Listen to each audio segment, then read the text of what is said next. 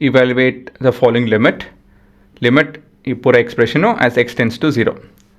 ಇವಾಗ ನಾವು 0 ಅಪ್ಲೈ ಮಾಡ್ತು ಅಂತ ಹೇಳಿದ್ರೆ 0 into anything is 0, 0 into anything is 0, sine of 0 is 0.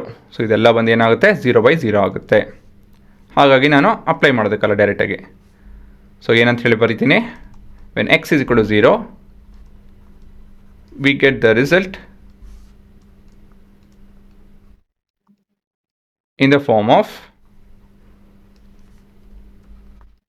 0/0. Therefore, we will need to factorize and cancel things ಅಲ್ವಾ. So ಇದು ಇಂಡಿವಿಜುವಲಾಗಿ ಏನು ಫ್ಯಾಕ್ಟರೈಸ್ ಮಾಡೋದಕ್ಕಾಗಲ್ಲ, ಹೇಳಬೇಕು ಅಂತ ಹೇಳಿದ್ರೆ ಇದನ್ನು ಮಾಡಬೇಕಾಗುತ್ತೆ. ನ್ಯೂಮರೇಟರಲ್ಲಿ ಏನು ಕಾಮನ್ ಇದೆ ಯೋಚನೆ ಮಾಡಿ. ಇಲ್ಲಿ ಎಕ್ಸ್ ಕಾಮನ್ ಇದೆಯಲ್ಲ, so a plus cos x ಉಳ್ಕೊಳುತ್ತೆ divided by b into sine X.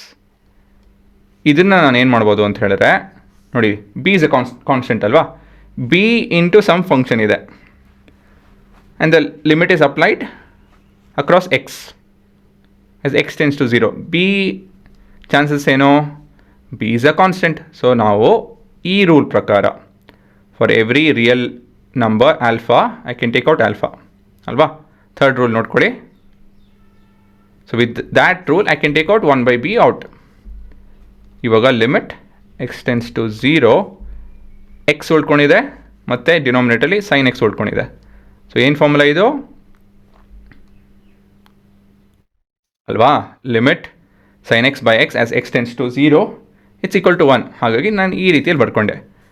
ಮಿಕ್ಕಿದ ಟೈಮ್ ಏನು ಮಾಡೋದು, ಅದಕ್ಕೂ ಅಪ್ಲೈ ಮಾಡಿ ಲಿಮಿಟ್ ಸಪ್ರೇಟಾಗಿ.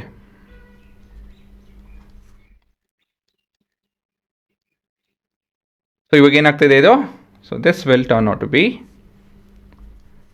ಈ ಭಾಗ ದಿಸ್ ಇಸ್ ಇಂಟು ಅಲ್ವಾ 1/b.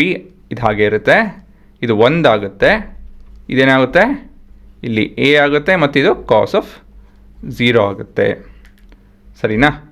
So this is 1/b into ಇಲ್ಲಿ ಎ ಪ್ಲಸ್ 1 ಆಗುತ್ತೆ and this would be our answer.